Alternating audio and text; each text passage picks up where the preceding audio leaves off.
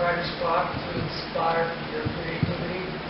Yeah, for me it's read. Like a lot of writers will say, and this may be true for them, but a lot of writers will say, I don't like to read when I'm writing because it influences me too much. Or like musicians will say, I don't want to listen to other bands because it'll creep into what we're doing, and we need what we're doing to be unique.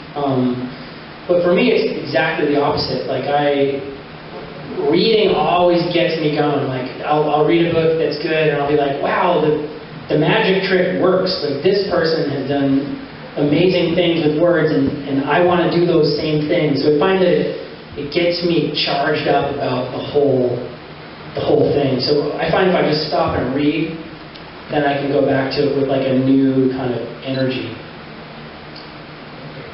Yeah. What are you working on right now? I'm working on another novel, and it doesn't have skateboarding in it. I figure I'd kill that.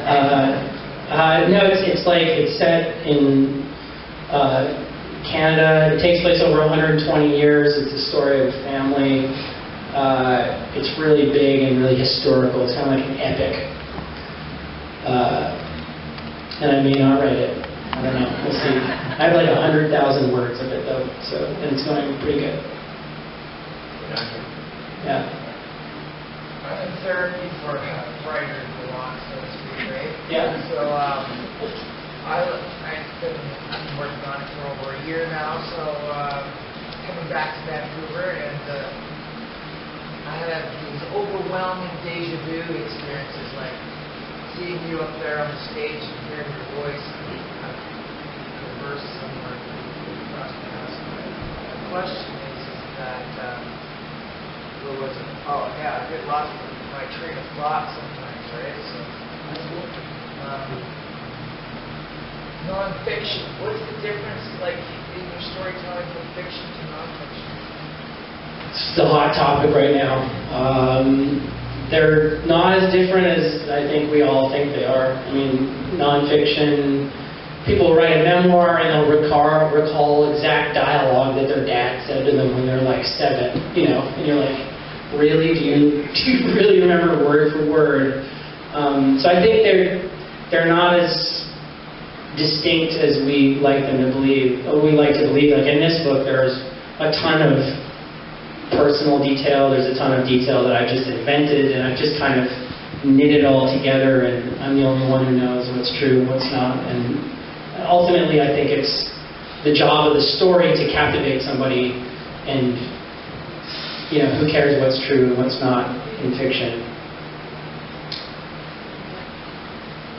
I had a question about what's true, what's not. In Public's book, it was to write the character's mother. Having that other personal connection, Yeah. and also, not wanting to put this person completely vulnerable, sort of, I don't know, not wanting to make her a character that was just in her sleep, but had these other elements. Right. The question was it hard to write about my mom? Yeah, it was. I didn't mention that she passed away in 2008. And I kind of talked to her about the book before she died, and I told her I was going to do it, and she laughed, and she thought it was a great idea. And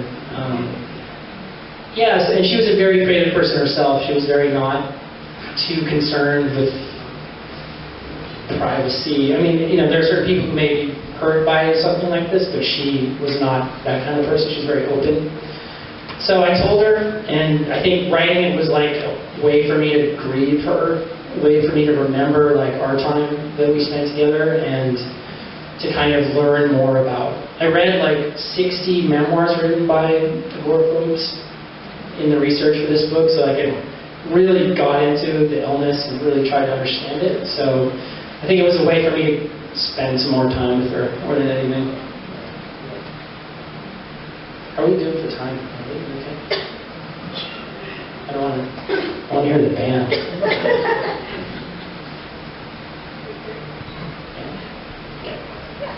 Yeah. What's your favorite spot that you've ever skated? Oh man.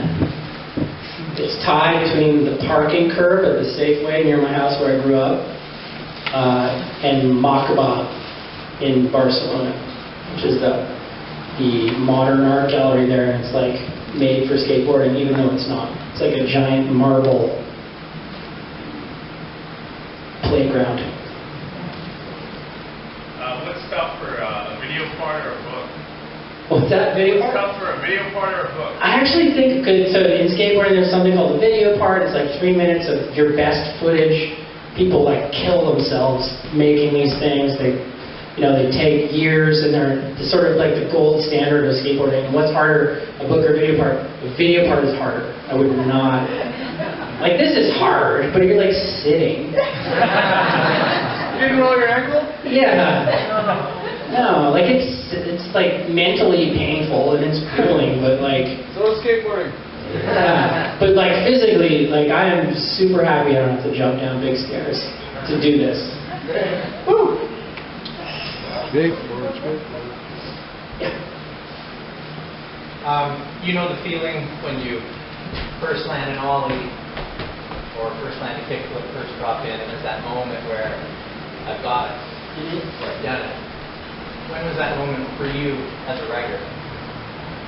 I think like when I got into the MFA program at UBC, because like I hadn't shown anyone, like I had never shown anyone my work, and that was like the first bit of encouragement I ever had. Like it was the first kind of confirmation that maybe I wasn't totally crazy to aspire to write literary fiction. So I think that, and then there have been a few along the way. Like when you hold your book for the first time, it's a crazy, powerful moment, and it was for this one too, and I imagine it will be for each. If I can write more books, it will be each time. And so, yeah, it's an addictive feeling, as an ollie is, and it's a feeling of like competency, Were there not moments like before that where you sensed it, like you went, I think I'm good at this, or Kind of not. No, really, like I had no reason to think that I could have done it. I mean, I just wrote in secret. I didn't have any sort of validation from anyone outside of myself. So, yeah. Oh, you mentioned the writer's cabin. I've read that some writers they use like old DOS computers, or they'll not have like any tabs open, or they'll really simplify their workflow. So Yeah. what are some ways that you found that helps you write some routine? This cabin is beyond the range of Wi-Fi, and I don't bring my phone. That's like my rule. My phone cannot go in the cabin, because if I have any kind of internet connection anywhere near me while I'm trying to write, like it just doesn't work. And I know a lot of other writers who say that, because you're writing about something, you want to look it up just to see it so you can describe it better, and then you go down like a wormhole of like dumb research, like internet gluttony. So I really have to have no internet involved. And how does time of day play into that? Also with reading, also. I'm like a morning guy because I have kids, so I get them on the bus, and then it's on. Like I used to write at night, be much more kind of like whimsical about my writing times, but now it's like, this is the time that you can write today, and if you can't write right now, you're not going to at all. So, yeah. How is the process of skateboarding, the art of it, different in its expression than it is writing for you? The process? How is the process of expressing yourself in skateboarding different for you than it is in your writing? It's fun. I was always like really self-critical skateboarder. Like, and I do this weird claw thing with my hand whenever I skate. Like, it's involuntary. I kind of go like this, and all my friends would bug me like, "Oh, there's the Christie claw. It's back!" And I couldn't stop it. Like, I'd actually try to skate like this sometimes, and I was really embarrassed sort of to watch myself skate. And I'm still the same way with writing. Like, it's hard. I'm pretty self-critical, so it's hard to like accept things a lot of the time. But the processes are very similar. It's just it's fun, and it's grueling, and it's worthwhile. Here's one more question. Yep. What would you say to our kids to inspire them and encourage them in their careers? What would you say to the kids to inspire them? I don't know. I mean, Wu-Tang is for the children. I would say follow your interests, whatever those are. Because I find, like, I was a terrible English student. I was not a good student at all. And it was because I couldn't write things that people told me to write. And it wasn't until I got to the point where it was like, I really care about this. Like, I actually want to do this.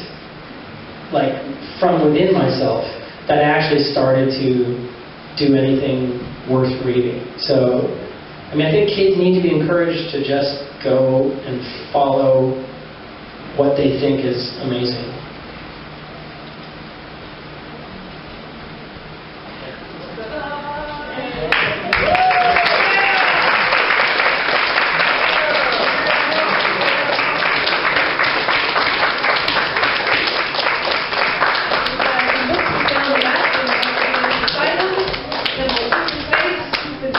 And stick around for minutes. Thanks everyone.